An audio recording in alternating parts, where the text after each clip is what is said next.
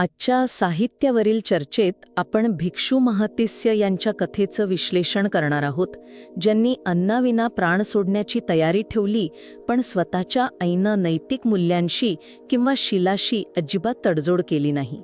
आणि स्वागत वगैरे बाजूला ठेवून आपण थेट पहिल्या विश्लेषणाकडे वळूया. हो, नक्कीच.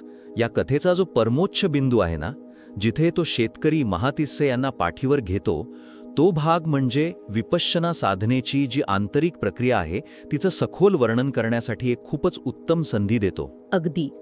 पण मला सध्या या मांडणीत एक मोठी त्रुटी जाणवली, ती म्हणजे शारीरिक वेदनेचं ध्यानात रूपांतर कसं झालं आणि त्यातून त्यांना अर्हंत अवस्था कशी प्राप्त झाली, हे खूपच म्हणजे घाईघाईने गुंडाळल्यासारखं वाटतं. खरंय, कारण बघा ना, महातिस्य त्या शेतकऱ्याच्या पाठीवर आहेत, त्यांना प्रचंड वेदना होत आहेत आणि पुढच्या क्षणी ते थेट सर्वोच्च आध्यात्मिक स्थितीला पोचतात.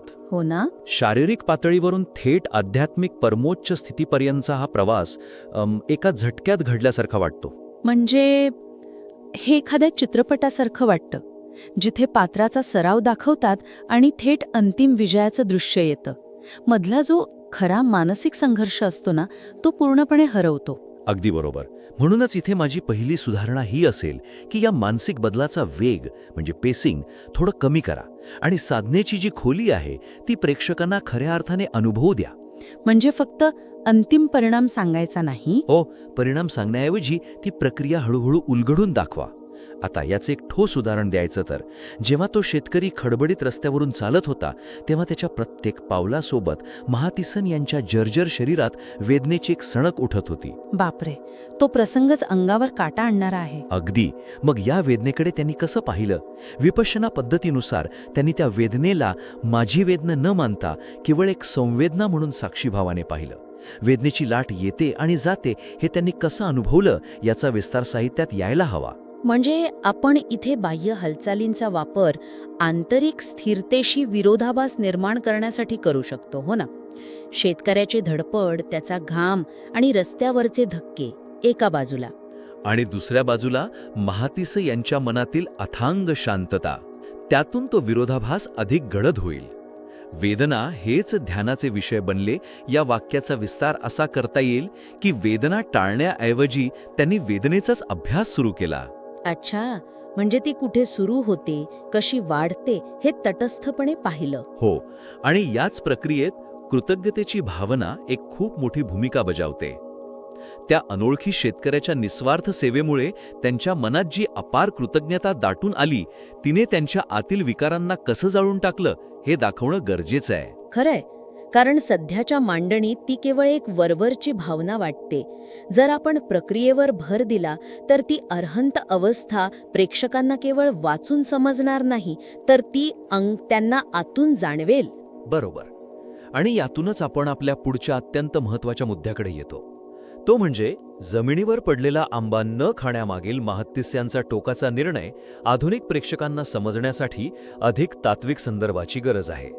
हो, हा मुद्दा खूपच क्रिटिकल आहे, कारण आजच्या काळात हा निर्णय केवळ एक कठोर, हट्टी आणि जीवघेणा नियम वाटू शकतो.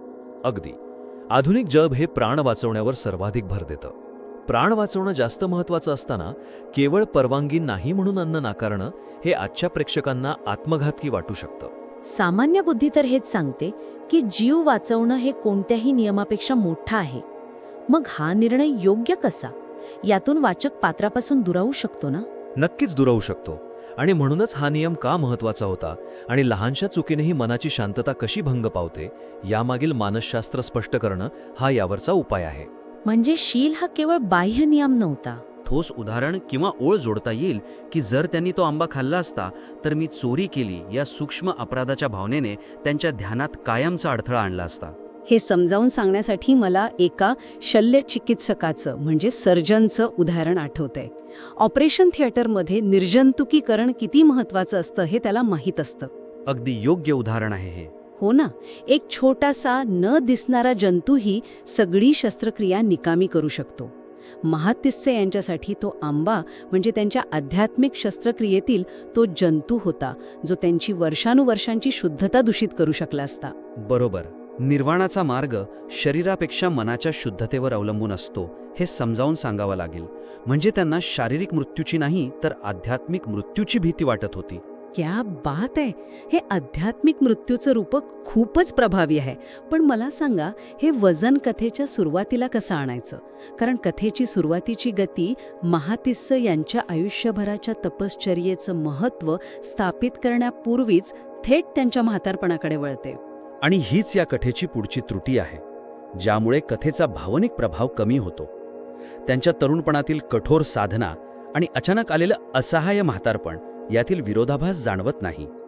म्हणजे संघर्ष पुरेसा गडद नसल्यामुळे त्या आंब्याच्या झाडाखालील अंतिम परीक्षेतील धोक्याची तीव्रता प्रेक्षकांना तितकीशी जाणवत नाही. अगदी. म्हणूनच माझी इथली सुधारणा अशी आहे की शेवटच्या परीक्षेपूर्वी त्यांच्या दीर्घकालीन संघर्षाचे आणि तपश्चर्येचे वजन वाढवा, जेणेकरून आंब्याचा मोह हा केवळ अन्नाचा मोह न राहता त्यांच्या संपूर्ण आयुष्याच्या तपश्चर्येची परीक्षा वाटेल. हे एखादा ऑलिम्पिक खेळाडूसारखं वाटतं, जसं एखादा खेळाडू आयुष्यभर सराव करतो आणि अंतिम स्पर्धेच्या अगदी आधी जखमी होतो. खरंय. जर प्रेक्षकांनी तो आयुष्यभराचा सराव पाहिलाच नसेल तर त्या दुखापतीचं दुःख त्यांना अजिबात जाणवणार नाही. अगदी बरोबर बोललात. याचं ठोस उदाहरण द्यायचं तर सुरुवातीला त्यांच्या शारीरिक ताकदीच्या काळातील एकाग्रतेचा थोडक्यात उल्लेख करा. ते कसे पाषाणासारखे स्थिर बसायचे हे दाखवा. आणि मग जेव्हा ते आंब्याच्या झाडाखाली पडतात, हो, तेव्हा त्यांच्या कमकुवत जर्जर हाडांची तुलना त्या रसाळ, जीवाने भरलेल्या पिकलेल्या आंब्यांसोबत करा. एका बाजूला रसरशीत आंबे आणि दुसऱ्या बाजूला मृत्यूच्या दारात असलेलं शरीर. बापरे, हा विरोधाभास खरंच खूप शक्तिशाली दृश्य उभं करेल. जीवन आणि मृत्यू यातील द्वंद्व अधिक प्रभावीपणे समोर येईल. नक्कीच. यामुळे प्रेक्षकांना तो मोह किती प्रचंड असेल आणि तो टाळण्यासाठी किती अफाट मानसिक ताकद लागली असेल याची खऱ्या अर्थाने जाणीव होईल. खूपच छान. तर आपण आजच्या चर्चेतील मुख्य मुद्दे थोडक्यात पाहूया. एक म्हणजे शेतकऱ्याच्या पाठीवरील अंतिम प्रवासातील मानसिक प्रक्रियेचे सखोल वर्णन करणं आणि वेग कमी करणं. दुसरं म्हणजे शील या तत्वामागील मानसशास्त्र आधुनिक प्रेक्षकांशी जोडून आध्यात्मिक मृत्यू विरुद्ध शारीरिक मृत्यू हा फरक स्पष्ट करणं. आणि तिसरं, सुरुवातीच्या मांडणीत त्यांच्या तपश्चर्येचं वजन वाढवून अंतिम संघर्षाची तीव्रता वाढवणं. हो, मला खात्री आहे की हे मुद्दे खूपच उपयुक्त ठरतील. लेखकाला माझी विनंती आहे की त्यांनी या सर्व सूचनांची अंमलबजावणी करून सुधारित संहिता पुन्हा एकदा आमच्याकडे सखोल विश्लेषणासाठी नक्की पाठवावी. आम्हाला ती वाचायला आणि त्यावर चर्चा करायला नक्कीच आवडेल.